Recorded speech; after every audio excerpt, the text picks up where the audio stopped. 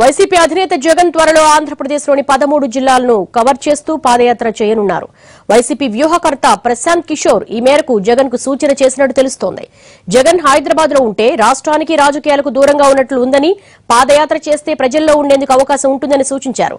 దీంతో పాటు పార్టీ ఎమ్మెల్యేల పనితీరుపై సర్వే నిర్వహించిన పీకే జగన్ కు నివేదిక ఇచ్చినట్లు సమాచారం.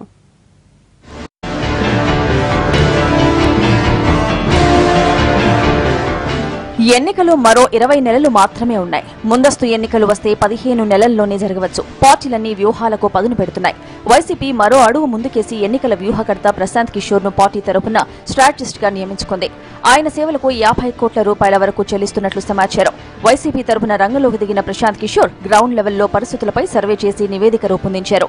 తండ్రి వైఎస్ మాదిరిగా జగన్ కూడా పాదయాత్ర చేయడం వల్ల పార్టీకి బలం పెరుగుతుందని పీకే జగన్ కు సూచించినట్లు తెలుస్తోంది.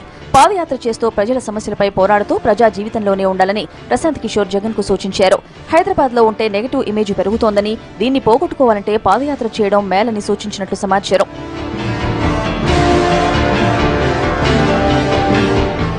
పార్టీ పరిస్థితులతో పాటు ఎమ్మెల్యేల పనితీరుపై ప్రశాంత్ కిషోర్ జగన్ కు కొన్ని సూచనలు చేసినట్లు పార్టీ వర్గాలు చెబుతున్నాయి.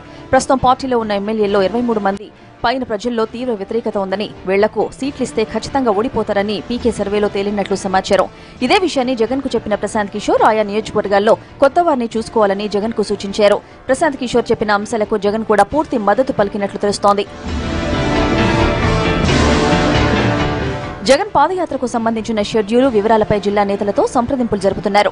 యాత్ర ఏ జిల్లాలో ప్రారంభమై ఎక్కడ ఆగాలి, ఏ జిల్లాల మీదుగా వెళ్లాలి, ఎన్నాళ్లు ఉండాలనే దానిపై ఇప్పటికే ఒక రూట్ మ్యాప్ తయారు చేసినట్లు సమాచారం. శనివారం జరగనున్న ప్లీనరీలో పాదయాత్ర వివరాలు వెల్లడించే అవకాశం ఉందంటున్నారు నేతలు.